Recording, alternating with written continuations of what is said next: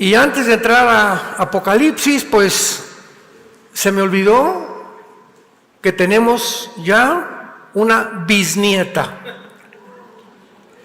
Cristian lo conocen ustedes, pastor de esta iglesia, hijo de mi hijo Alán, nació su niña antier, Mavía.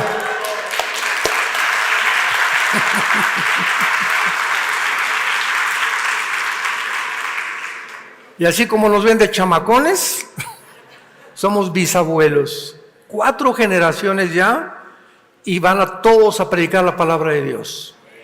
Gloria al Señor. Muy bien, el Apocalipsis tenemos que primero entender claramente la etimología de las palabras de la Biblia. La etimología es la rama que estudia las raíces de las palabras.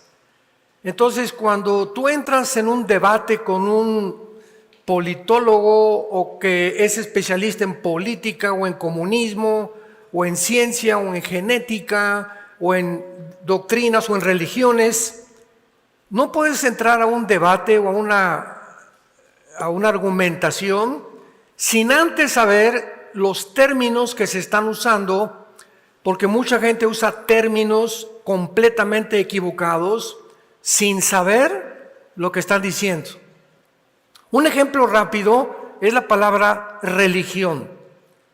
Fuera de la Biblia se considera el cristianismo como una religión y se clasifica con el catolicismo, con el mormonismo, con el adventismo, con el hinduismo, con el zoroastrismo, etcétera, etcétera.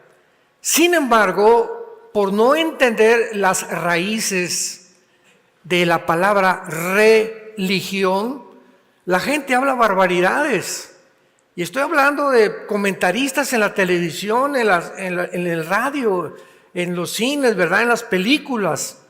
Y la gente, pues, como muy poca gente investiga y está informada, comen o se tragan todo lo que oyen y queda como algo absoluto en tu vida en la que así es. La palabra religión viene de re en el latín, que implica volver o regresar. Ligos, ligar o unir. Entonces la palabra religión significa volver a unir. ¿Qué son las religiones? Sistemas inventados por los seres humanos para tratar de regresar a Dios a través de los métodos que yo voy a inventar. Entonces los aztecas creían que sacándole el corazón a las víctimas, ofreciéndoselo a los dioses, podían volver a calmar su ira. En la etimología griega, lo mismo, ¿verdad? Demóstenes, Sócrates, Platón hablaba en su libro La República acerca de pienso, luego existo, existo, luego vivo. Vivo, tiene que haber una causa, esta causa tiene que estar fuera de mí, esta causa tiene que ser Dios. Entonces vemos en todas las religiones, en las tribus en Estados Unidos, los Sioux, los Cherokees, los Apaches, espiritistas. Una religión espiritista porque creen que los dioses están en los árboles, en espíritus y en las aves muchas veces. Entonces una persona religiosa es la que se ha adherido a un grupo inventado por los hombres para tratar de volver a reunirse, a comunicarse, trayéndole ofrendas, trayéndole veladoras, inclinándonos ante estatuas para ser aceptados por Dios. Pero cuando venimos a la Biblia, encontramos que en medio de esta confusión que hay en el mundo, Dios el Padre envía a su Hijo Jesucristo. A Dios nadie le ha visto jamás. Entonces manda a su Hijo para que Él sea como un espejo. Yo tengo aquí un espejo y veo aquí a mi esposa y les pregunto, ¿estoy viendo a mi esposa? Sí y no. Sí, porque es el reflejo de ella, pero no es la esencia de ella. No la estoy viendo cara a cara. Entonces Jesucristo fue como un espejo que mandó Dios para reflejarnos al Padre y decirnos, yo y el Padre uno somos, y el que me ha visto a mí, ha visto al Padre, porque lo vemos reflejado a través de la vida, las palabras y las obras de su Hijo Jesucristo. Y finalmente Jesucristo dijo que ningún ser humano puede conocer a Dios sin antes conocerlo a Él. Mateo 11, 27 al 28. Nadie conoce al Padre sino el Hijo, y el Hijo a quien se lo dé a conocer. Entonces pierdes tu tiempo yéndote a estudiar budismo, Bense, o comunicándote con los espíritus, o tomando drogas alucinógenas, o hongos alucinantes, o experimentando con tal o cual religión para poder conocer a Dios. Nadie puede conocer a Dios sin antes no conoces a Jesucristo. Y solo hay una manera de conocer a Jesucristo, se llama la Biblia. Porque es en las Sagradas Escrituras donde Cristo nos dice, escudriñenlas, Juan 5:39, porque ellas son las que dan testimonio de quién soy. Fuera de la Biblia, cualquier concepto de Dios o de Jesucristo es mera filosofía, hipótesis, especulaciones, inventos de los seres humanos, teorías. Y esto es muy importante porque una vez que tenemos a Jesucristo, venimos a un libro inspirado por Dios, que la mente natural del ser humano, tú me puedes decir, tengo un doctorado en ciencias políticas, en química, premio Nobel, 5 premios Nobel me puedes decir. Vienes a la Biblia y te estrellas completamente, porque la revelación y el conocimiento de la Biblia no es para la mente natural, no regenerada por el Espíritu de Dios. Así que tenemos que venir a la Biblia con la mente de Dios cuando tenemos al Espíritu Santo y a Cristo en nuestro corazón. Y una vez que vengo a la Biblia, me encuentro la A, la B, la C, la D, como cuando estudias japonés, o inglés, o alemán. Esta es la A, la B, la C. Estudias matemáticas, ¿y con qué comienzas? ¿Con álgebra? ¿Con cálculo diferencial? Comienzas con sumas, restas, divisiones, raíz cuadrada, álgebra, algoritmos, etcétera, etcétera, ya en una álgebra cuántica, y así vas subiendo de nivel mientras más estudias. Entras a estudiar medicina, comienzas a estudiar la anatomía del cuerpo, la sangre, los órganos, y así es la vida espiritual. Todo esto lo comparto porque el libro del Apocalipsis es el libro con el cual la revelación de Dios termina este maravilloso libro. Si no tuviéramos el Apocalipsis, no podríamos saber cómo va a terminar la humanidad. ¿Qué es lo que está pasando ahorita en el mundo? ¿Tiene algún significado la invasión de Rusia a Ucrania? ¿Tiene algún significado que en el siglo XXI en que nos encontramos no sean ya las naciones las que han perdido su soberanía nacional, las que estén controlando el mundo, sino un grupo, una élite de multimillonarios, que son 7, 8 familias máximo, y que son las que tienen el control total del 95% de los medios de comunicación? El mundo se encuentra ahorita no bajo la China, bajo Rusia, es un grupo de familias multimillonarias que están dictando los protocolos a todas las agencias no gubernamentales para que se sometan y nos controlen a nosotros y nos digan cómo pensar, qué vestirnos, qué no vestirnos, y todo lo hacen a través del miedo. Es el factor más importante para controlar a un ser humano, el miedo. Porque cuando ya los ciudadanos tenemos miedo, somos muy fáciles de ser manipulados también. La palabra Apocalipsis, a los que les interesa, significa lo siguiente. Esto es muy importante porque viene del griego apocalupto.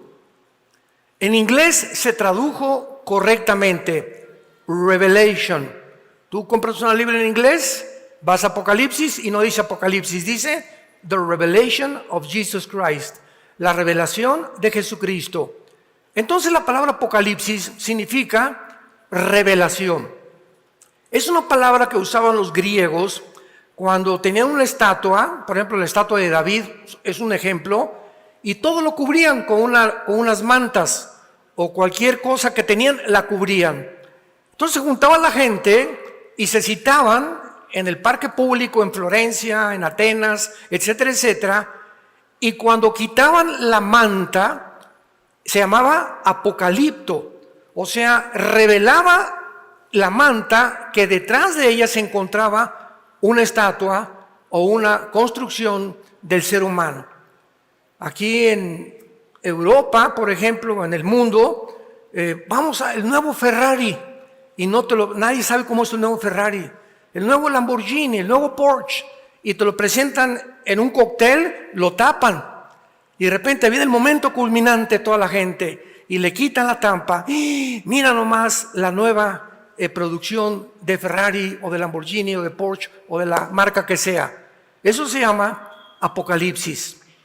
Entonces el Apocalipsis, Dios nos corre la cortina del futuro y nos permite asomarnos en este libro para ver lo que le espera al mundo en los próximos meses o en los próximos años. Y es la revelación de Jesucristo, porque Jesucristo aparece por primera vez en los 66 libros que forman el compendio bíblico, glorificado y ya no con sangre en las manos, ni con hecho un guiñapo humano como murió en la cruz. Cristo aparece completamente glorificado, con el pelo blanco, con un vestido como de lino fino, con un cinto de oro, los pies como bronce bruñido, los ojos como llamas de fuego. Así se revela al apóstol Juan, que fue el último de los apóstoles en morir de los que siguieron a Jesucristo. Entonces es importante que la palabra Apocalipsis la entendamos. Significa descubrir lo que estaba encubierto, quitar el velo, manifestar lo escondido, sacar a la luz, dar a conocer. Ahora muy bien, para poder entender Apocalipsis es imprescindible, porque Apocalipsis se podría clasificar dentro de las matemáticas como cálculo diferencial o matemáticas cuánticas, o sea, es lo más profundo de la Biblia. Entonces no cualquiera puede venir a estudiar Apocalipsis si no has estudiado todo el libro de Romanos, si no has estudiado Efesios, si no sabes completamente cuál es el plan de la salvación. Entonces Apocalipsis es un libro muy profundo para las mentes maduras cristianas. Lo vamos a ver ahorita. Y el Apocalipsis no se entiende sin antes estudiar el libro de Daniel. Daniel y Apocalipsis es la mancuerna que se relacionan el uno, el otro y se complementan el uno y el otro. Lo voy a explicar. Daniel hace 2600 años pintó un cuadro y en todo el libro de Daniel todas las profecías son hacia el futuro. Y Daniel pinta un cuadro describiendo todos los imperios mundiales que acontecerían en la historia y que la historia da testimonio que así sucedió. Entonces vemos la estatua de Nabucodonosor en el capítulo 2, al anticristo en el capítulo 8, claramente definido que el anticristo surge no de Europa, el anticristo surgirá entre Siria e Irak, aunque ya me estoy adelantando un poco. Entonces Daniel pinta un cuadro inconcluso. Y entonces viene el apóstol Juan 600 años después de Daniel, y Juan, el cuadro que pintó Daniel, lo termina con el Apocalipsis. Entonces todos los detalles y los símbolos del Apocalipsis se encuentran en su mayoría en el libro de Daniel. Los cuernos, los reyes, los montes, los ángeles, etcétera, etcétera. Entonces la Biblia no es de interpretación privada. Tú no puedes venir a Apocalipsis y decir, pues yo creo que los cuernos significan los cuernos de las corridas de toros. O yo creo que estos significan las lenguas. O que esto significa, ¿sabes una cosa? nosotros no podemos interpretar la Biblia por nosotros mismos. Es el mismo Espíritu Santo y es la misma Biblia que se interpreta a sí misma. Porque los santos hombres de Dios escribieron siendo inspirados por el Espíritu Santo.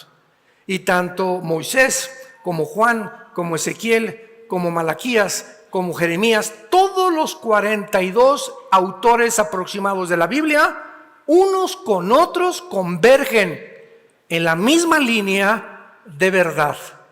Habiendo sido escrita en más de 1500 años la Biblia, por más de 40 hombres, pescadores, ministros de industria y comercio, apóstoles, personas profanas, otros sin educación, otros líderes políticos, todos coinciden en el mismo mensaje. Esto no existe dentro de la literatura de los seres humanos.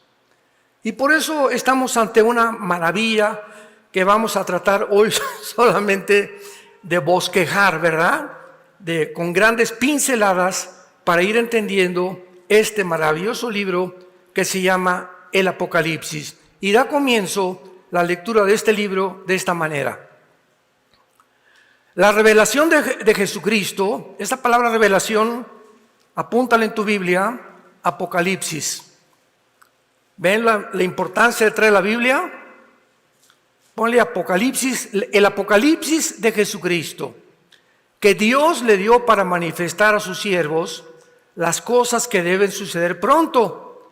La declaró enviándola por su medio del ángel a su siervo Juan, que ha dado testimonio de la palabra de Dios y del testimonio de Jesucristo y de todas las cosas que ha visto. Versículo 3, escucha con atención. Bienaventurado, es la palabra griega Macario con K, que significa dichosos y felices. Vamos a traducirlo al español. Dichoso el que lee, feliz el que lee, y los que oyen. Ustedes están oyendo en esta mañana las palabras de esta profecía. El libro del Apocalipsis es profético, 100%, porque hay una escuela de interpretación que se llama el amilianismo o el preterismo, que enseña que todo ya se cumplió y que lo espiritualizan todo. Y vamos a ver que en más de 15, 20 versículos de la Biblia se nos muestra que es profecía, que no se ha cumplido. Y lo vamos a ver poco a poco de una forma bastante resumida.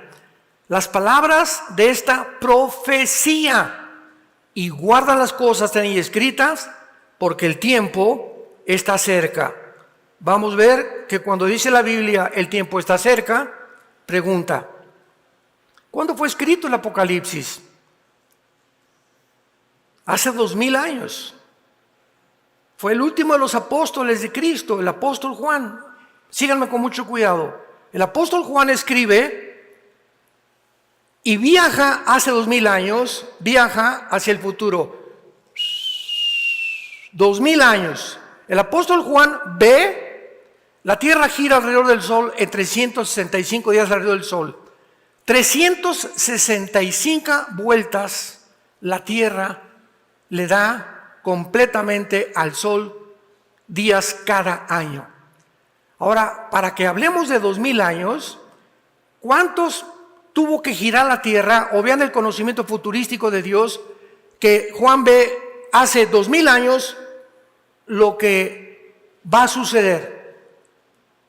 Lo que no sucedía en sus tiempos, lo que ya sucedió en sus tiempos y lo que no ha sucedido todavía. Les dije que los fusibles se les iban a comenzar a fundir. Juan escribe algo futuro, que cuando él vivía no había sucedido, ni ha sucedido todavía. ¿Cómo es posible que escriba todo lo que aún no ha sucedido por detalles? Dándonos a entender las palabras de Jesucristo. He aquí se los digo todo, para que cuando suceda se acuerden que yo se los dije con anticipación. Señores ateos que nos visitan, sean bienvenidos. Y también por las redes de comunicación. Pregunta a los escépticos, agnósticos, ateos.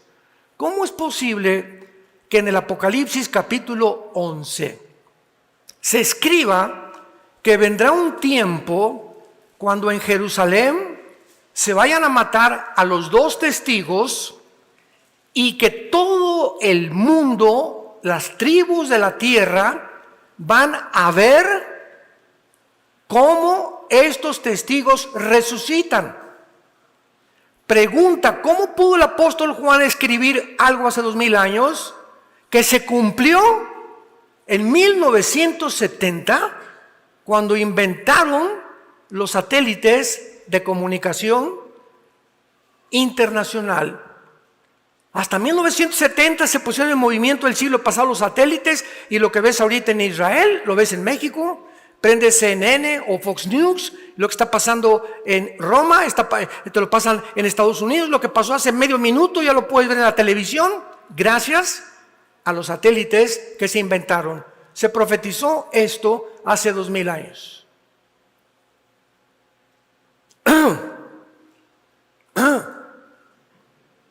¿Cómo es posible que estemos en un mundo donde, saliendo de la pandemia, comenzamos a ver el primer ensayo, la pavimentación y la preparación para un personaje que hace 2000 años se profetizó que iba a controlar a la humanidad mediante la economía, con una marca en los cuerpos de los seres humanos, el 666. Fue cuando escrito hace 2000 años en Apocalipsis capítulo 13. Este personaje, que es el último dictador mundial, se llama el Anticristo, la bestia, el hombre de pecado. ¿Cómo es posible que hace 2000 años se profetizara que vendría el tiempo cuando un hombre controlaría el mundo a través de una marca, si no se hubieran inventado los chips? Pero más que eso, ahora con la pandemia vimos de qué forma había una cierta cosa que le bautizaron con el nombre de vacuna, que nunca fue vacuna, Virgen de la Macarena, y que si tú no la tenías no te subías al avión, no entrabas a la escuela, no podías ir a las playas, no podías viajar, no podías comprar, no podías entrar a un restaurante, y comenzó un control a través de ¿qué? Y te daban un papelito, y si no tenías el papelito con la primera o segunda dosis, no entrabas al cine, al gimnasio, no subías a un avión, etcétera, etcétera. El experimento, nadie se dio cuenta, ni los mismos cristianos, que es un adelanto del ensayo, porque si vemos que se pudo controlar a más de 6.500 millones de seres humanos a través de este experimento, porque fue un experimento y fuimos como conejillos de las indias nosotros, pues se va a lograr, a perfeccionar con la venida del Anticristo a través de un chip que tal vez te injertarán entre los dedos, porque dice la Biblia que será en la mano derecha o aquí en el entrecejo, en la frente. No sabemos si será un chip, si será un tatuaje, pero de alguna forma tú vas a llegar al banco, ya no hay cash, no hay tarjetas de crédito, vas al cine a comprar un boleto, quieres vender una casa, quieres comprar una casa, deme su mano, pásale por este aparatito. Si no tienes el 666, no compras, no vendes, no sobrevives ni una semana. Nos encontramos en este tiempo y todo está en el Apocalipsis. Damas y caballeros, ateos, hijos de Buda. Veamos en segundo lugar que si no tuviéramos el Apocalipsis, no podríamos contestar estas preguntas. ¿Va a continuar el dolor, la muerte y el pecado para siempre? ¿Hacia dónde se dirige la humanidad? ¿Habrá alguna persona, un filósofo, algún escritor que nos diga exactamente el futuro? Hombre, si no hay nadie que nos diga cómo comenzó el universo, un Big Bang, teorías, especulaciones, teorías. El ser humano no dice cómo comenzó. Ah, sí, venimos de los changos. Venimos de bacterias, de amibas. Somos el producto de una evolución. Y se ha enseñado hace más de un siglo. Y estamos hablando de científicos, de maestros de matemáticas, de historia, yo en la universidad, tú en la universidad, que nos dijeron que veníamos de los animales. Pero se comenzó a enseñar, nadie se preguntó, maestro, ¿esto es algo científico? Por el amor de Dios, querido maestro, te aprecio, te respeto, pero para que sea algo científico, mi querido maestro, tiene que ser demostrado. Tiene que haber evidencias científicas en un laboratorio de ensayo. Lo que no puede ser probado no es científico, por el amor de Dios.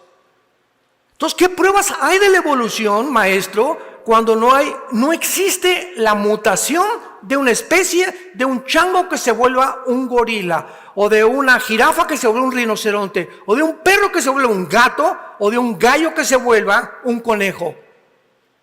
¿Y por qué no hay esta mutación? ¿Qué hay en cada especie? Los perros, son caninos, hay Doberman, pastor alemán, gran danés, pero son perros. El ganado vacuno, hay toros de lidia, hay toros grandes, los equinos, los caballos, caballo percherón, caballo cuarto de milla, caballo de carreras, ponis, etcétera, etcétera, pero son equinos, pertenecen a esa clasificación. Pero llega 1954 y dos médicos norteamericanos, el doctor Crick y el doctor Watson, apúntalo, 1954 les dan el premio Nobel de Medicina porque descubren la molécula del ácido desoxirribonucleico, el ADN. El premio Nobel de Medicina. Termina el siglo XX y el presidente Clinton los condecora con el doctor Collins, que es cristiano por cierto, como el descubrimiento de todas las cosas del siglo XX. Satélites, todo lo que se inventó, la bomba atómica, el más grande descubrimiento se considera el genoma humano. Que dentro de los billones de células tenemos un código escrito con inteligencia y con información. Con el esperma de mi papá se reúne con mi mamá, con los 23 cromosomas de mi mamá. Vean ustedes la maravilla de Dios. Los 23 cromosomas de mi papá con mamá. Y el cromosoma de mi papá tiene una cromosoma que las mujeres no tienen y que solamente los hombres tenemos, la Y. El hombre es XY y las mujeres son XX. Si tú tienes el cromosoma Y y dices que no eres lo que genética y biológicamente eres, tu problema está aquí. Tienes tornillos flojos que te están haciendo pensar que no eres, o sea, estás negando tu naturaleza, por el amor de Dios. Ya dejamos la Biblia a un lado, ya estamos hablando de genética y de ciencia. Si tienes el Y, eres macho camacho. Solo hay dos géneros, femenino, masculino, nada más, no hay otro. Científica, genética, biológica y teológicamente y filosóficamente. Estamos en un mundo tan confundido y todo el mundo lo está aceptando. Tratando de cambiarles inclusive la mayor perversidad a los niños, su género, destruirlos psicológicamente. ¿Con qué derecho? Es la maldad a la que el ser humano ha llegado, como la Biblia lo profetiza. El ADN determina que no puede haber mutaciones, que los seres humanos seremos seres humanos, los changos serán changos, las jirafas, jirafas, los rinocerontes, rinocerontes. Y esto impide la evolución. Entonces ya estamos en el campo científico, científicamente, genéticamente, la evolución es una imposibilidad, querido maestro ateo que me escuchas. Biológicamente, los ladrillos, que son los aminoácidos de la Biblia, impiden la evolución, demostrado científica y biológicamente. Y nos vamos físicamente, la segunda ley de la termodinámica, que declara y decreta que todo está en un proceso de oxidación, todo se echa a perder. El Sol está perdiendo millones de toneladas masa cada segundo y nos demuestra que es imposible la evolución. No hay evolución, estamos de arriba hacia abajo. En lugar de estarnos superando, estamos descendiendo cada vez más. Y en el siglo XXI, el ser humano llegó al nivel más bajo que los animales con las perversiones morales que la ONU declaró hace una semana. Este año se declara la pedofilia en todas las naciones. ¿Quieren más maldad? ¿Que ya puedas tener relaciones sexuales con un niño? ¿Que un hombre de 60 años se pueda casar con una niña de 10 años? ¿Qué le pasó al mundo? ¿Qué ha sucedido con nosotros? ¿Estamos en Disneylandia todavía? ¿O en la Rueda de la Fortuna? ¿No nos damos cuenta de lo que está pasando? Yo siempre he usado el ejemplo de la rana. Ahorita llegando a tu casa, haz este experimento. Búscate una rana. Agarra una olla de agua y la pones, metes a la rana y le prendes la lumbre. Y el agua comienza a hervir. Y en lugar de que la rana salte, la temperatura de la sangre de la rana se adapta a la temperatura y se muere hervida. Y así está pasando en el mundo. La temperatura de la inmoralidad está subiendo a tal grado que nos estamos acostumbrando a que es normal. Y la Biblia dice que es pecado. Porque es Dios el legislador entre el bien y entre el mal. No tú, ni el psiquiatra, ni el sexólogo, y menos los maestros. Es Dios el que establece el código de moral y de conducta para nuestra sobrevivencia. ¿Regresará Jesucristo al mundo? Lo contesta el Apocalipsis. ¿En qué circunstancia terminará la humanidad? Hemos llegado ya al final. Si me preguntan cuánto tiempo nos falta, no podemos decir el día ni la hora, pero sí podemos aproximarnos de acuerdo a los tiempos que nos encontramos y que somos nosotros la última generación. Y se los digo con toda la pasión de mi vida, después de 46 años de estudiar las Sagradas Escrituras. ¿De qué área geográfica controlará el anticristo? ¿Controlará el anticristo Europa o África o el continente americano? ¿Qué le va a pasar a Estados Unidos? ¿Va a permanecer en la supremacía política, económica y militar como hasta ahora después de la Segunda Guerra Mundial? ¿O Estados Unidos, de acuerdo a la Biblia, tiene que desaparecer y pasar a tercer o cuarto plano de influencia mundial? Todo esto lo contesta el libro del Apocalipsis. ¿Cuándo será la tercera guerra mundial? Invadió Putin Ucrania, vamos a la tercera guerra mundial, todo mundo hablándonos y mandándonos correos. Oiga, ¿qué dice la Biblia? Ah, ahora sí, ¿verdad? Ya no le preguntan a Walter Mercado, ¿verdad? Ni a Zoroastro, ni a Nostradamus. Ahora sí, todas las preguntas vienen, ¿verdad? Nunca le preguntarán esto a ningún ateo. A ningún ateo le van a preguntar jamás por qué existe el mal. Esas preguntas nos las hacen a nosotros. En la conciencia de la gente lo sabe. Pero rechazan la luz y la verdad por la condición tan vil y perversa en la que se encuentra el corazón humano. ¿Terminará todo con la muerte? Como dicen los ateos, ya te mueres al polvo y ya no tiene ningún propósito tu vida. Si fuiste malo, fuiste bueno, no importa ya. Te mueres y ya no habrá conciencia tuya. ¿De veras? ¿Y la resurrección de Jesucristo? Oiga, ¿me puede usted demostrar que la resurrección de Jesucristo es verdad? Si no hubiera Cristo resucitado, el cristianismo no existiría. Porque la base fundamental del cristianismo es que Jesús de Nazaret venció la muerte a los 3 días. ¿Qué evidencias históricas tenemos de esto? Arqueológicas y paleontológicas, por el amor de Dios, existen y sobran. Simplemente históricamente, 12 hombres llamados los apóstoles vencen al imperio más grande de toda la historia, al imperio romano, predicando al mundo entero. Jesús volvió a vivir.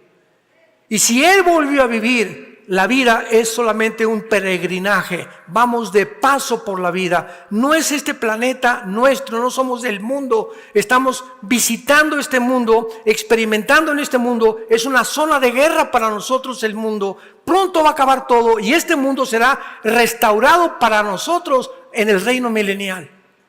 Y habrá recompensas y en ese día sabremos que valió la pena vivir para el Hijo de Dios.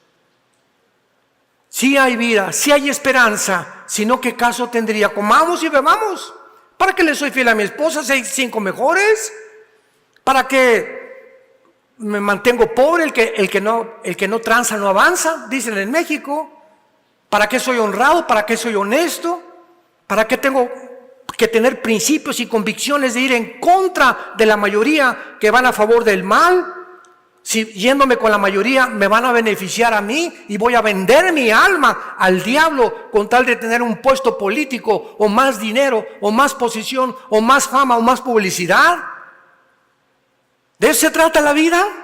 Si fuera así, entonces no tendríamos ningún valor, ninguna posición, ninguna ambición, ningún sentido para vivir una vida de santidad e ir en contra de la maldad que está corrompiendo el mundo entero.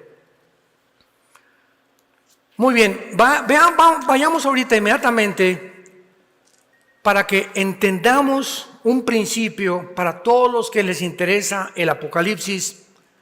Hay 3 claves que son la base para interpretar este libro y se encuentran en el capítulo 1, versículo 19.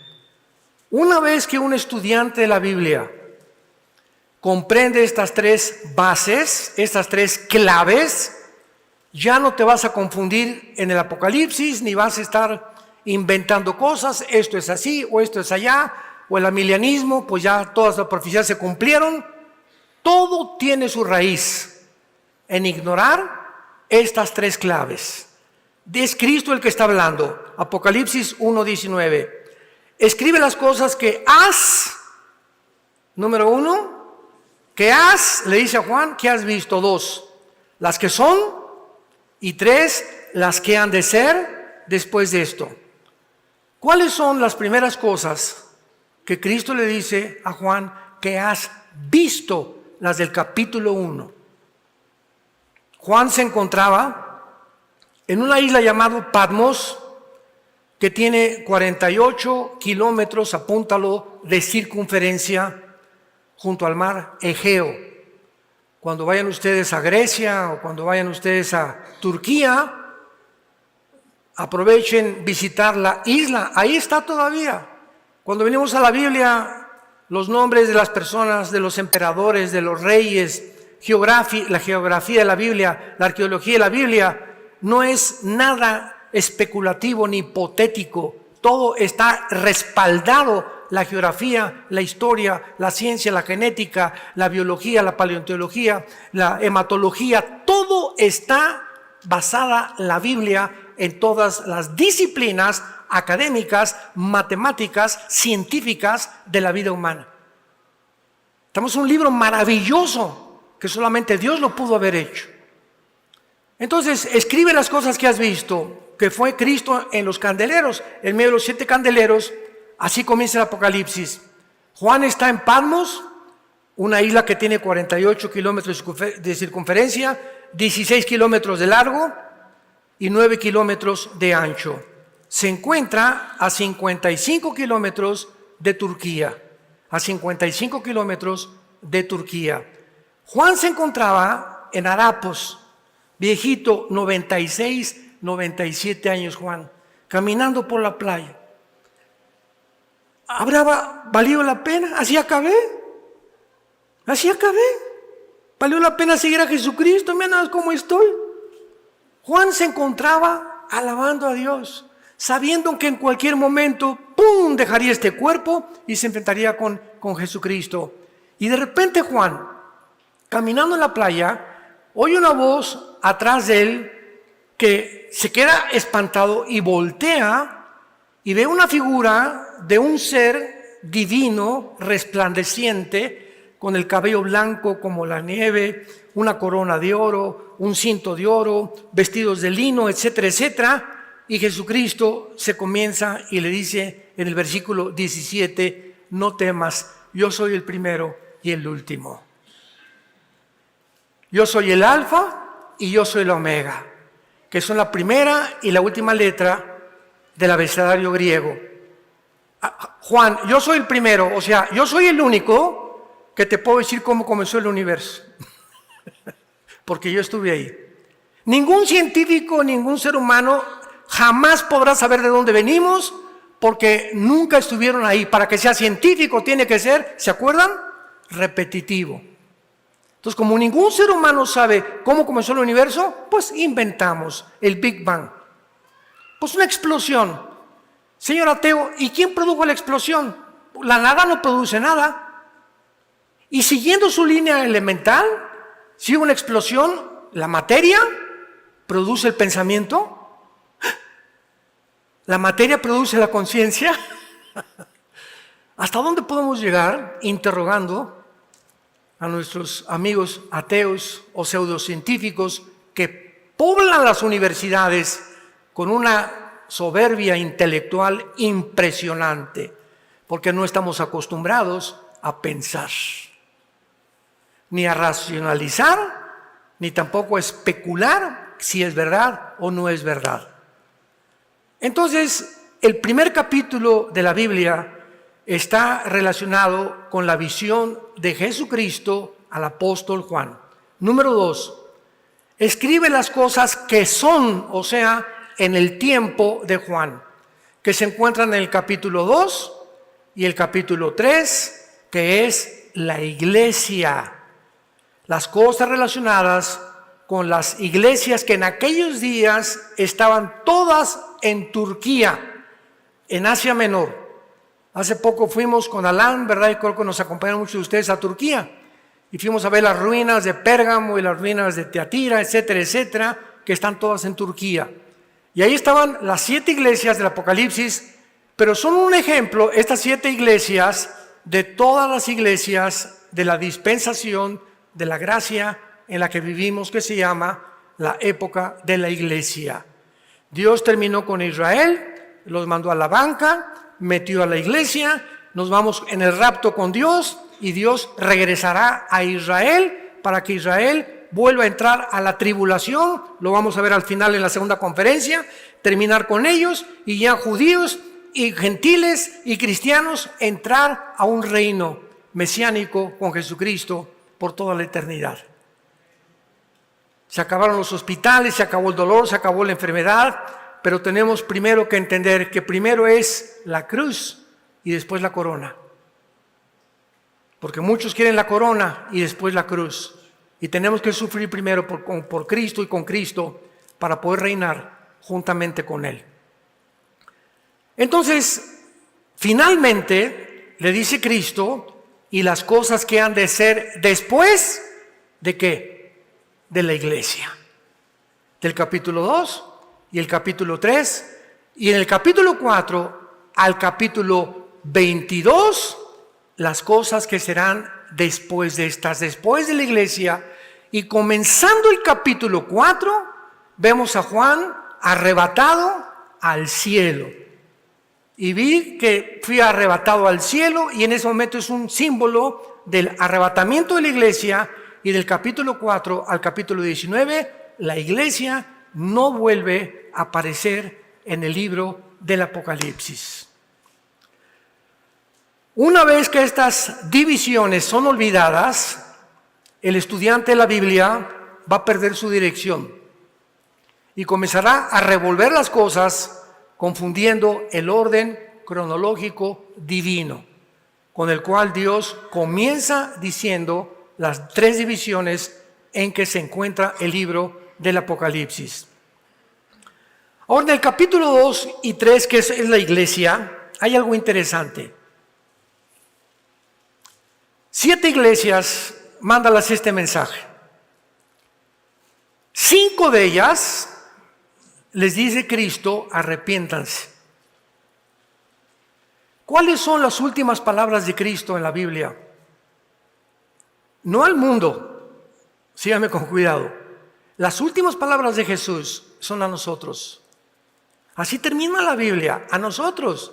Porque el Apocalipsis no es para los incrédulos, es para la iglesia, para que conozcamos las cosas que vienen y que se van a precipitar de una forma acelerada en los tiempos que vivimos.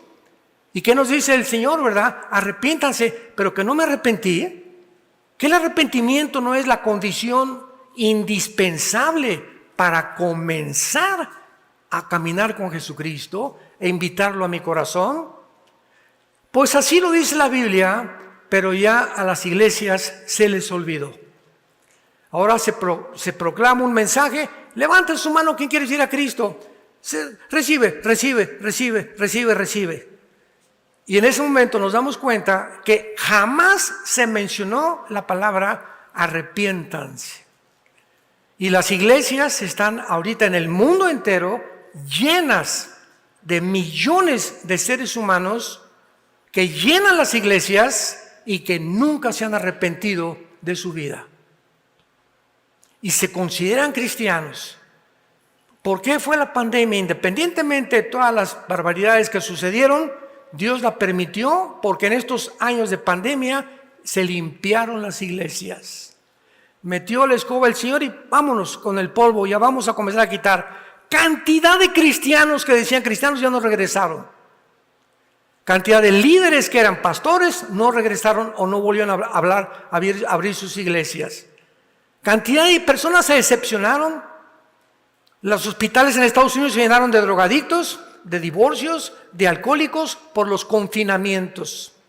Niños que torcieron su psicología por encerrarlos y no ir a las escuelas, que es lo que más necesita una criatura: sociabilidad con compañeritos, y están enfermos actualmente, principalmente en el estado de California y Nueva York, que fueron los estados norteamericanos que más confinamientos obligaron a la gente. Y después, discúlpenos, no era necesario. Discúlpenos, no era necesario ponerse el bozal. Discúlpenos, no era necesario sacarlos de las playas. Ahora no son necesarias las vacunas. Y todo fue una interpretación. ¿Y qué? ¿Y los que sufrimos? ¿Con quién me quejo? ¿Con nadie? Oiga, pero tengo una familia que murieron por las vacunas. ¿Con quién voy? ¿Con el gobierno? ¿Con las industrias farmacéuticas? ¿Con la ONU? No había con nadie con quien quejarse. Violando el decreto médico de Nuremberg, 1947. Se acaba la Segunda Guerra Mundial y se declara un decreto. Escúchame muy bien, ustedes como médicos lo tienen que saber. En el decreto de Nuremberg se declara: de aquí en adelante, por causa de lo que hicieron los nazis, que experimentaron genéticamente con millones de seres humanos, se decreta para siempre que ningún ser humano se le puede obligar a inyectarse nada ni a tomar una medicina a fuerza. Si te quieres morir, muérete, pero no te puedo meter una inyección a fuerza. ¿Y qué pasó con esta pandemia que atravesamos? Fue obligatorio. Al grado que, otra vez, no quiero, pues no te subes al avión. No quiero, pues no entras a trabajar a la escuela. Violaron todos los estatutos de sanidad y de sobrevivencia del ser humano. Ha sido el experimento, después de los nazis, más horrendo, un genocidio al que la raza humana llegó. Y hasta ahorita estamos la mayor parte de las personas despertando. Pues de veras, ¿verdad? Oye, ¿por qué en el restaurante me decían en el restaurante: por favor, entre tapadito la boca? Al llegar a la mesa se lo quita porque en la mesa ya no hay virus. Venían mis esposos en un avión, 300 personas, 250 personas. Por favor, tápense la boca, ¿verdad? Pero cuando les sirvamos la Coca-Cola, se la quitan y se pueden comer los cacahuatitos y la Coca-Cola por ahí, porque en ese momento ya no hay virus. Y a la salida, como pollos enjaulados: por favor, mantengan la sana distancia. ¿Están bromeando? ¿Están bromeando? Comenzamos a abrir los ojos, ¿verdad? ¡Qué locura! Y ahí estábamos todos. Y pocos pensaron: oye, ¿qué está pasando? Esto es ilógico, esto es irracional, esto es anormal, esto es antihigiénico. Mi cerebro y el cerebro de los niños necesita oxígeno. ¿Cómo puede un niño taparle la respiración cuando está en proceso de desarrollo de sus neuronas? Un niño que no respira o que se le bloquea la respiración crece con problemas neuronales irreversibles. Pues no respiren. ¿Y con cuál fue la bandera? Porque si no, se les mete el virus. Y después el doctor Fauci, sorry, porque ya descubrimos que ni la KN95, ni 3 bufandas o bozales, como yo les llamaba, filtran los micronanómetros con los que se viven los microvirus, que es 0.008, tiene el microvirus del COVID. Y ninguna cosa lo puede filtrar. Te lo pones, te entra por acá, te entra por allá, te entra por allá y atraviesa lo que le quieras poner. Pero qué millonarias se hicieron las industrias farmacéuticas. Bill Gates quintuplicó sus millones de pesos a costa de nosotros.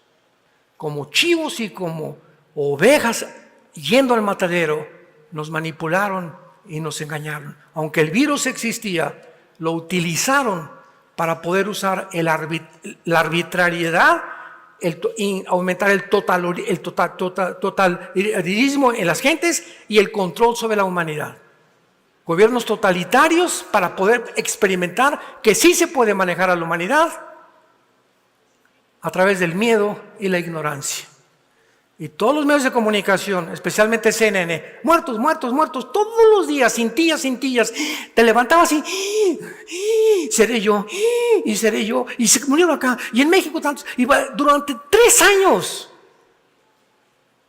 Y el miedo te impide, te paraliza, no nos permite usar nuestra razón por el miedo a morir. Y sabemos que el diablo es su arma favorita. Y Jesucristo dijo, vengo a darles vida y vida en abundancia. Arrepiéntanse, dice el Señor, porque aunque recibiste a Cristo, la vida cristiana, escúchame, vamos a pasar a la segunda parte a continuación. La vida cristiana es una vida de arrepentimiento diario. Diario tienes que llegar antes de acostarte con la Biblia, Padre, examíname, conoce mi corazón. ¿Le hablé mal a mi esposa? Estas palabras que dije a mi hijo, no se las debía haber dicho eso. Le contesté a mi padre de una forma, Padre, perdóname. Mientras más estamos conscientes de las debilidades y la vulnerabilidad que enfrentamos como seres humanos, más te estás limpiando, y sin que te des cuenta, creces como una plantita sana, con sol, aire y agua y tierra. Y el Espíritu Santo se puede comunicar más claramente a tu corazón y a tu mente, porque los limpios de corazón verán a Dios. Antes de que mueras, Dios te dice, arrepiéntete.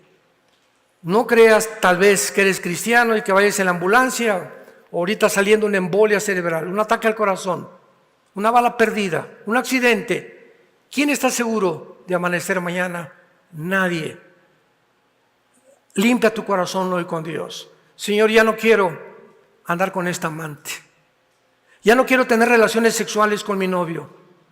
Ya no quiero seguir con estas drogas. Ya no quiero seguir robando en mi trabajo. Padre, perdóname, dame el poder y la fuerza para seguirte. Te quiero seguir, Señor. Y cuando Dios ve eso, el arrepentimiento, el deseo que no queremos seguir haciendo lo que estamos haciendo, te perdona. Porque la sangre de Cristo nos limpia de todo pecado. Inclinemos nuestra cabeza y te damos gracias, Señor, en esta tarde por tu palabra. Te damos gracias porque eres un Dios santo, santo, santo. Y si invocamos por nombre a aquel ante el quien no le podemos mentir y quien conoce todas las cosas y escudriña la mente y el corazón, vivamos la corta vida que nos queda en temor y temblor, sabiendo que no fuimos comprados con oro ni con plata, sino con la sangre preciosa de Jesucristo. Te pedimos, Padre, en este día que nos estás abriendo la mente ante el libro del Apocalipsis de una forma resumida, analizando la perspectiva de los principales puntos de este libro, que nos des ese entendimiento. Dichosos los puros de corazón, porque ellos verán a Dios. Y si en esta tarde hay alguno de ustedes que nos ven también por la televisión, que no tiene a Jesucristo.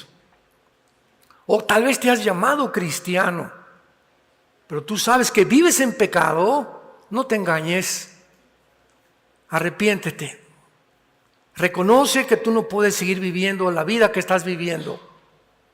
Si sigues en ese camino que llevas, vendrá algo sobre tu vida que Dios en su amor te hará regresar.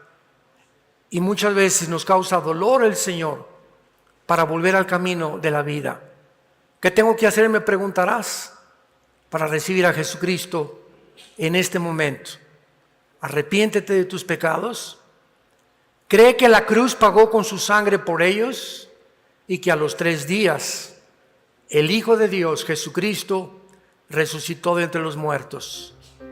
Y dile simplemente con todo tu corazón: Señor mío y Dios mío, perdóname. Tu sangre preciosa me limpia en este instante de todas mis maldades del pasado. Te invito a que entres a mi corazón como mi Señor y mi Salvador. Te doy las gracias por tan grande amor y porque ahora sé, estoy segura, que el día que me llames a casa, el día de mi muerte, moriré en paz, porque he hecho la paz contigo mediante tu muerte en esa cruz. Gracias, Jesús, por tan grande amor. Amén.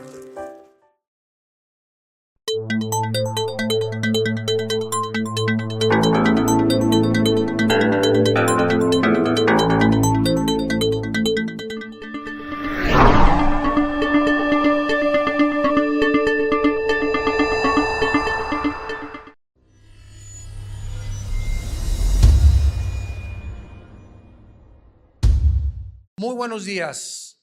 En esta mañana traemos a todos ustedes una conferencia especial a través de la televisión cristiana titulada El Halloween, la fiesta de la brujería. En el capítulo 18 del Evangelio de Mateo, el Señor Jesucristo nos da una de las revelaciones más asombrosas, penetrantes y profundas acerca del reino de los cielos.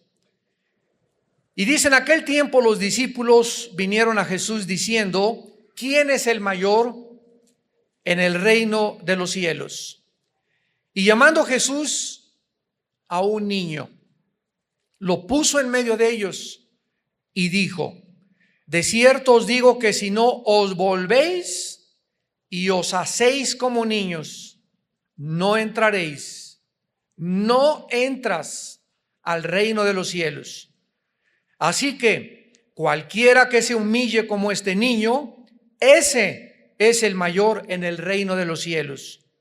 Y cualquiera que reciba en mi nombre a un niño como este, a mí me recibe. Y cualquiera que haga tropezar a alguno de estos pequeños que creen en mí, mejor le fuera que se le colgase al cuello una piedra de molino de asno y que se le hundiese en lo profundo del mar. Jesucristo dice, en otras palabras, en este último versículo, que cualquier ser humano que haga tropezar a un niño, la palabra tropezar es en el griego escandalizo, que significa arruinar una vida por una mala conducta o un ejemplo nocivo. Jesús dice que cualquier ser humano que arruine la vida de un niño con una mala conducta o con un ejemplo nocivo ha perdido el derecho de seguir viviendo. En el año 835 después de Cristo, en el siglo 8 después de Cristo, el Papa Gregorio IV designó el día 1 de noviembre como el Día de Todos los Santos. Esta palabra todos los santos es la palabra hallow, que es un término antiguo del inglés para definir lo que es el santo o los santos. Y la palabra in es una abreviatura de la palabra even en inglés. Entonces la palabra hallow es santos y even es una abreviatura de en, que significa la víspera en inglés. Entonces la palabra Halloween significa la víspera de todos los santos. La tarde anterior a este día, el 31 de octubre, que era conocido precisamente como la tarde de todos los santos, de ahí se derivó el nombre de Halloween.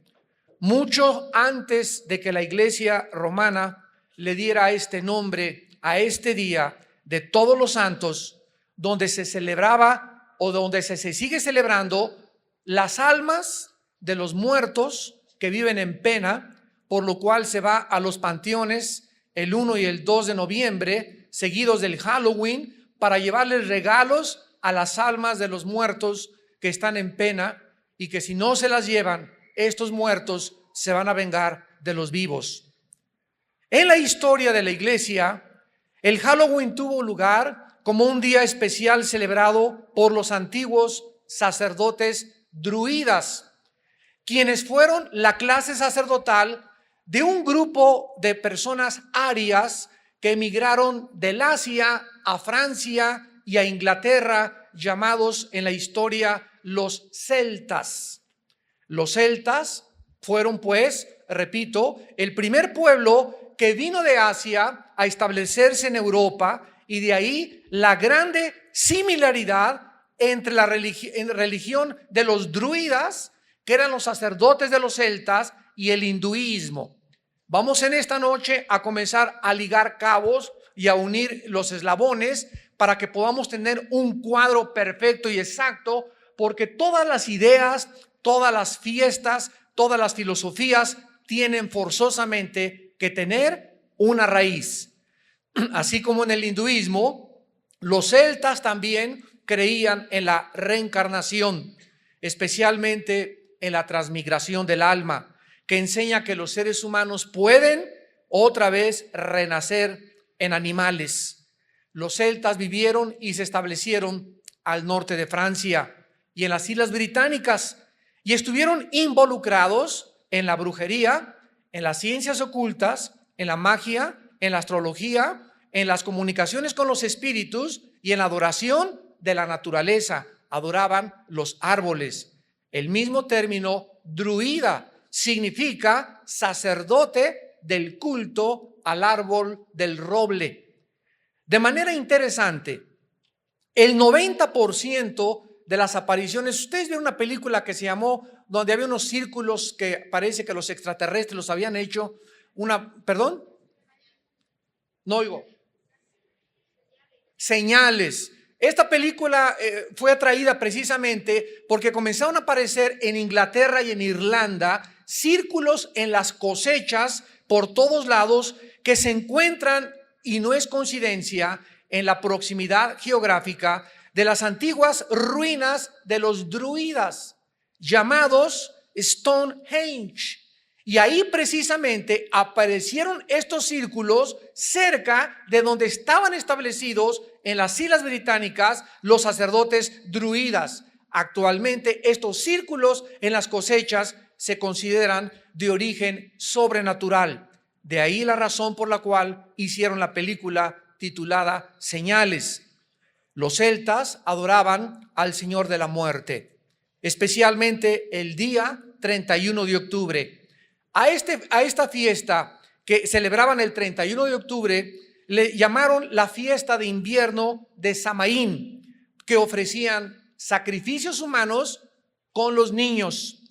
Creían también que descendían del dios Dis, el cual fue el dios romano de la muerte. Los celtas y los sacerdotes druidas comenzaron entonces el año nuevo, el 1 de noviembre, que marcaba el inicio del invierno.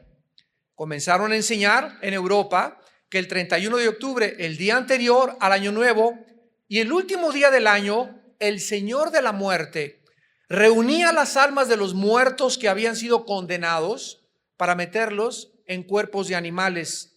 Entonces el Señor de la muerte decidía qué animal tomaría el cuerpo de la persona el año próximo. Las almas de los buenos reencarnaban en seres humanos otra vez. Las almas de los condenados reencarnaban en animales. Los druidas creían que el castigo de los muertos que habían sido malos podía aliviarse con el purgatorio, con oraciones a los muertos, con sacrificios o con regalos al Señor de la muerte. Muchos festivales alrededor del mundo comenzaron a contagiarse y no es coincidencia que los hindúes tengan su noche que les llaman el Holi. Los indios cherokeos celebran su fiesta de muertos cada 12 años y en México tenemos el 2 de noviembre como el Día de los Muertos, donde la gente va a los panteones a llevarle a sus difuntos comida, regalos, dulces, calaveritas y diversos regalos. Una vez yo le preguntaba a una señora que cuál era la razón por la cual le llevaba flores a sus muertos al panteón, y otra señora le llevaba una olla de mole. Entonces esta señora llegaba al panteón con su ramo de flores grandísimo y se encontró a la India María ahí en el panteón con la olla de mole, y le dice la señora Richelieu a la India María: India bruta, ¿quién crees que se va a comer ese mole? Y le contesta a la India María: sus muertitos cuando vengan a recoger sus flores. Entonces, tanto los que le llevan comida a los muertos como los que le llevan flores a los muertos, las dos tipos de seres humanos están actuando simplemente en ignorancia. Porque las flores se van a marchitar, el muertito no está ahí, ni tampoco el alma del difunto está ahí, ni tampoco se van a comer la comida. Entonces, todas estas costumbres paganas tienen una raíz y se ha convertido, repito, en muchos países como una festividad o como parte de nuestra propia cultura. Sin embargo, cuando un ser humano viene a la conversión, cuando un ser humano se convierte como niño, cuando un ser humano se convierte a Jesucristo, Jesucristo entra a nuestra vida mediante el Espíritu Santo con un propósito específico después de pagar por nuestros pecados. Y el propósito es guiarnos a toda la verdad. Y Jesús dijo: cuando vosotros conocieseis la verdad os hará libres. Los cristianos, pues, tenemos la revelación de Dios en las Sagradas Escrituras acerca de las cosas que debemos de practicar, las cosas que debemos de sacar de nuestra vida, aunque nuestros queridos papás y abuelitos nos hayan enseñado, no necesariamente significa que las costumbres de mi padre que me fueron transmitidas a mí o de mis abuelos hayan sido aceptables y agradables a los ojos de nuestro Padre Celestial. Ahora, lo más importante para nosotros es buscar qué cosa le agrada a nuestro Padre Celestial, y si alguna cosa que me fue transmitida, alguna filosofía, alguna ideología, alguna parte de mis festivales que celebramos en cualquier país van en contra de las enseñanzas de mi Padre Celestial, yo debo decidir a qué amo quiero obedecer. ¿Qué con los disfraces de Halloween relacionados con el paganismo? Puesto que el Halloween, como estamos descubriendo, tiene su origen en el paganismo y en la brujería de los celtas, es lógico que podamos nosotros descubrir detrás de los disfraces del Halloween.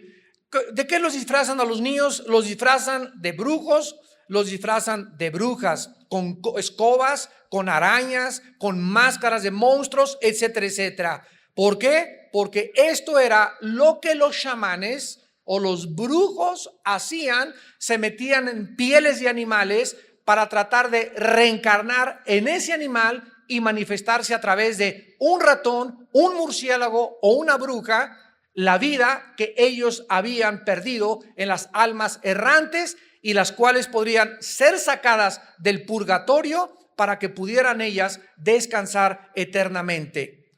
El Halloween no fue practicado en la historia americana, ni tampoco es una fiesta americana. comenzó a ser celebrado hasta fines del siglo XX, a principios del siglo XX, y fue iniciado como una fiesta en Irlanda del Norte. En Irlanda del Norte, hasta que miles de irlandeses emigraron a los Estados Unidos de Norteamérica y trajeron la tradición de la fiesta del Halloween a Estados Unidos. Hasta cierto grado, pues, el Halloween es moderno, es una festividad irlandesa con sus nexos antiguos en el festival de los sacerdotes druidas de los celtas. Irlanda es el único país en el mundo actualmente donde el Halloween es una fiesta nacional. Los disfraces y las máscaras del Halloween tienen su origen en los chamanes, en los brujos, los cuales, repito, cambiaban su personalidad al ponerse las máscaras para poder comunicarse con las máscaras con el mundo de los espíritus. El disfraz puede absorber, según los brujos, el poder del animal que lleva en el disfraz o el representado en la máscara. Así que el que se disfrazaba de brujo, un espíritu de brujería lo poseía. El que se disfrazaba de Frankenstein, Frankenstein lo poseía. El que se disfrazaba de duende o de murciélago, ese animal era el que poseía a esa persona. Así pues, los disfraces del Halloween tuvieron su origen con los sacerdotes druidas celtas que participaban en las ceremonias disfrazados con pieles y máscaras de diferentes animales para obtener la fuerza y el poder y el espíritu de ese animal. Pero nosotros hemos oído en el Halloween que llegan los niños y usan una palabra que se llama trick or treat. Y tocan las puertas de las casas y aquí dicen truco o treta. ¿De dónde viene ese trick or treat en inglés o truco o treta que todos los niños en el Halloween usan al tocar las puertas de las casas? Esta palabra significa o me regalas o te engaño. Estas palabras están relacionadas con la idea de que los fantasmas y las brujas se portaban mal en la noche del Halloween. Por ejemplo, si los vivos no daban comida o regalos a los espíritus, entonces los espíritus engañaban, de ahí viene la palabra trick, que significa engañar a los vivos y hacían que les sucedieran cosas malas. Los druidas creían que si los dioses o los espíritus no eran aplacados con comida o no se les regalaba comida, entonces buscarían venganza contra ellos. Entonces llegan los niños a las casas y dicen, o me das un regalo o te engaño. Fíjense nada más si nuestros hijos van a participar de esto. Y los niños, estoy seguro que la mayor parte de ellos, ni siquiera los papás saben qué significan esas palabras trick or treat. Pero eso es exactamente lo que significa, o me das un regalo o te engaño. Y de ahí la costumbre que cuando la gente no les da dulces, te ponchan las llantas de tu carro, te avientan ratones ahí a tu jardín, te avientan arañas, te avientan huevos, te avientan jitomates o hacen algún mal. Porque o si no me das un regalo, me vengo contra ti. Esto es exactamente lo que hacen los niños en el Halloween. ¿De qué manera se podía relacionar el Halloween históricamente con la enseñanza herética del purgatorio? Durante la Edad Media, la Iglesia Romana hizo el 1 de noviembre el Día de Todos los Santos y el día 2 de noviembre el Día de Todos los Muertos o de todas las almas en pena. El Día de Todos los Muertos era dedicado a orar por las almas a través de misas gregorianas para ayudarlas a escapar del purgatorio. El día 13 de mayo del año 609 después de Jesucristo, el Papa Bonifacio IV dedicó el Panteón Romano a la Virgen María y a todos los santos mártires. Y en el año 835 después de Cristo, el Papa Gregorio IV transfiere esta festividad de todos los santos al día 1 de noviembre y la extiende a todos los mártires del purgatorio. Así pues, el 1 de noviembre, Día de los Santos y día después del Halloween, se convierte en el día dedicado por la Iglesia Romana para orar a todas las almas de los difuntos que andan en pena y que al llevarle regalos, comida o flores, dulces o calaveritas a los panteones, harán que las almas que estén en pena puedan descansar y salir más pronto del purgatorio. El día 2 de noviembre fue el día que se decretó oficial para orar por las almas de los muertos. Santos de Dios, ¿qué dice la Biblia al respecto? Bueno, dice en Hebreos 9:27, está establecido a los hombres que mueran una sola vez y después el juicio.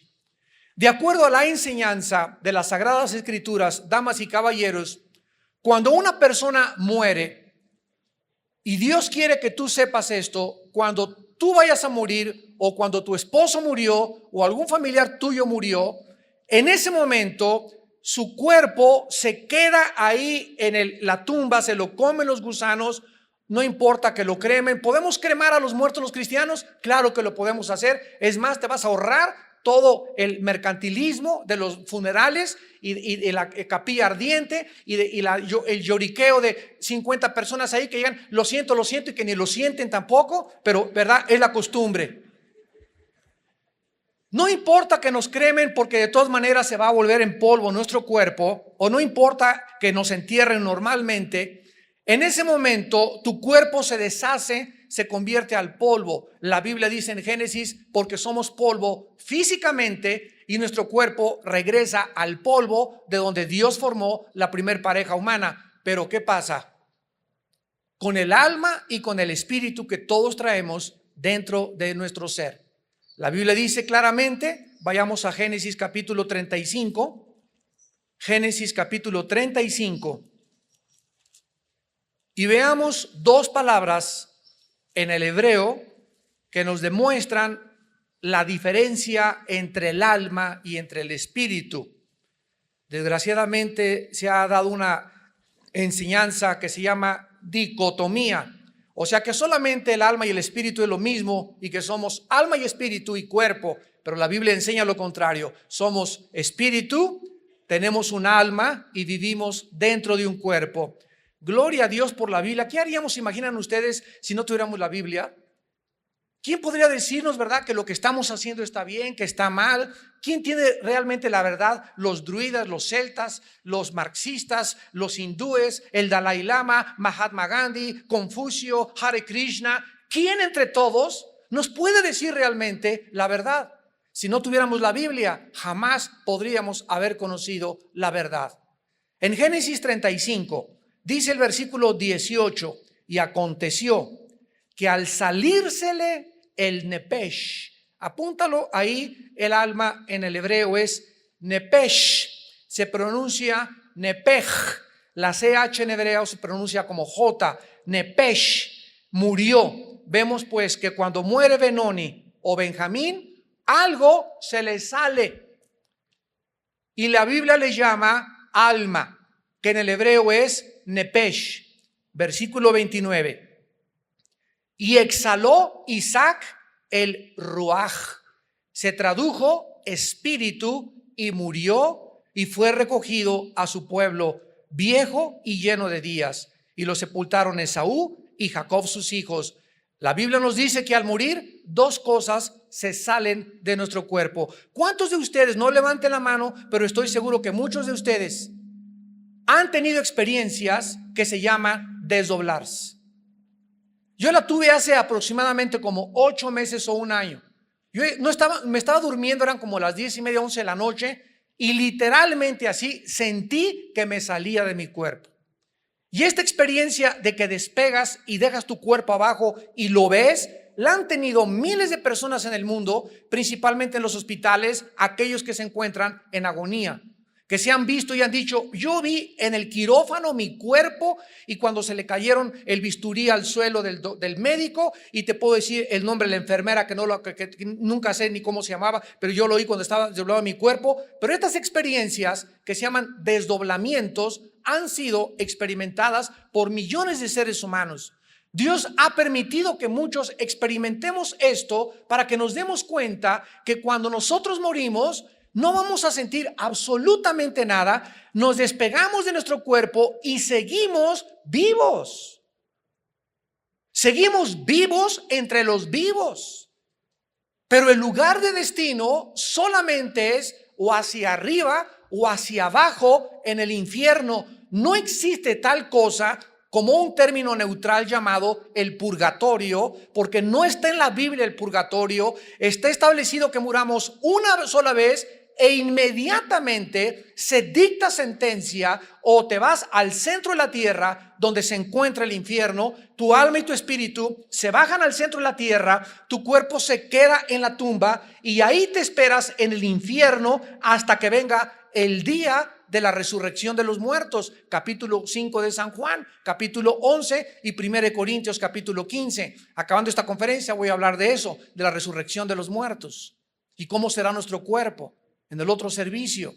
Pero cuando tú mueres, tu cuerpo y tu alma se van al centro de la tierra. Y si tú eras cristiano y moriste gracias a la obra de Cristo en la cruz del Calvario, tu alma y tu espíritu se van inmediatamente a la presencia de Dios. Apocalipsis 6, 2 Corintios capítulo 5, ausentes del cuerpo, presentes en el Señor. Y vi en el altar las almas de los santos que habían muerto a causa de la palabra de Dios, y decían a gran voz: ¿hasta cuándo, Señor justo, Dios y verdadero, venga nuestra sangre de los que moran en la tierra? La Biblia nos habla de las almas que están ya ahorita en la presencia de Dios, esperándonos y diciéndonos: apúrense. Nosotros aquí luchamos y la ambulancia y mete el electroshock y queremos que la gente se siga aquí en este mundo, ¿verdad? Por el instinto de sobrevivencia que tenemos. Pero la Biblia nos revela en Filipenses 1 que para los cristianos el morir es ganancia.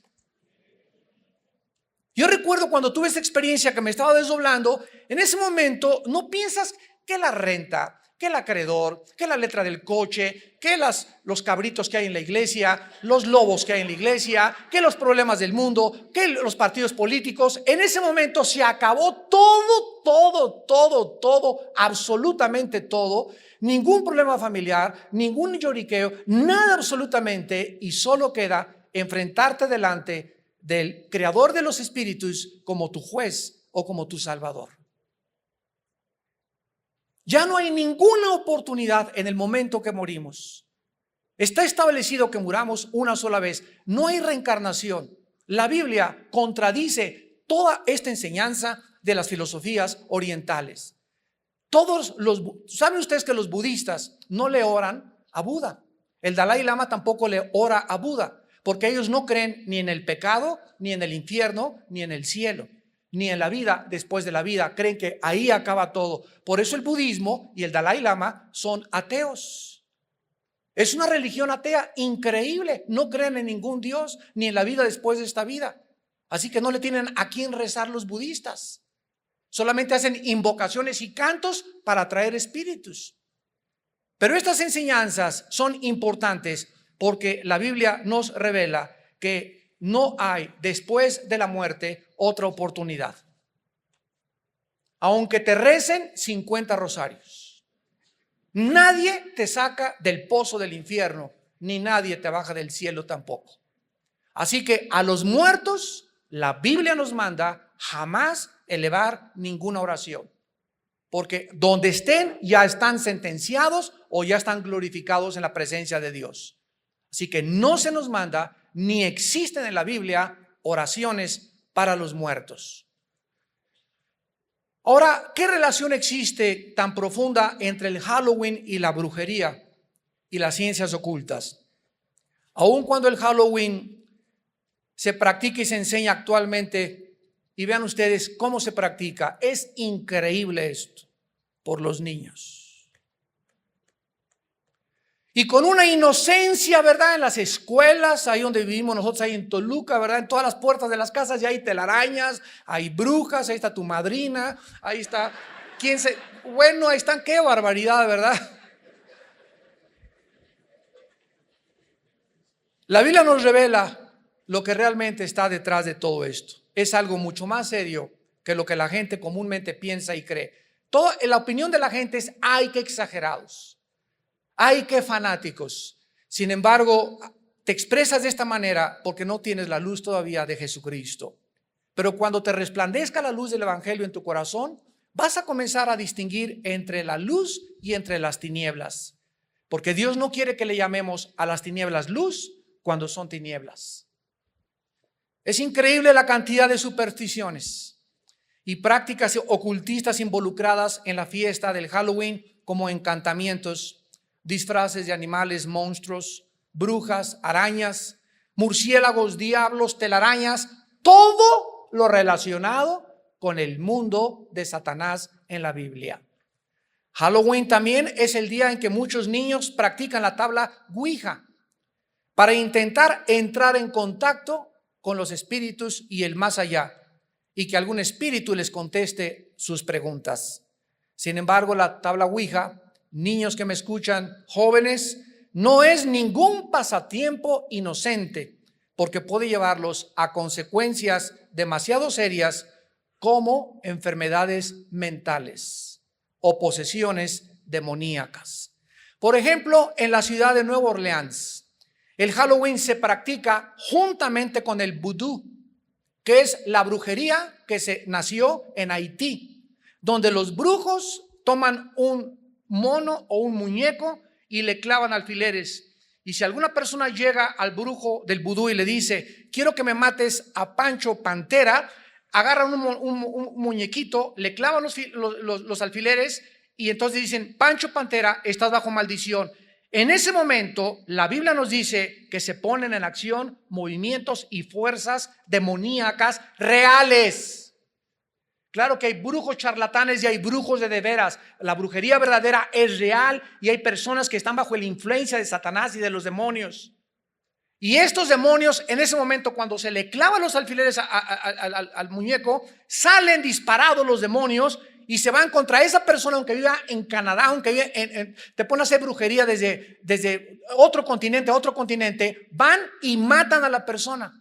Si la persona a la que se le hizo la brujería vive en pecado y lejos de Dios. ¿Se acuerdan ustedes cuando Balaam en el libro de los Números quiso hacerle brujería al pueblo de Israel? Que le dijo Balac el rey, maldice al pueblo de Israel. Y le dijo Balaam, no puedo porque están bajo la bendición de Dios, porque el Señor es nuestro refugio, nuestro pronto auxilio en las tribulaciones, Él es nuestro escudo. Pero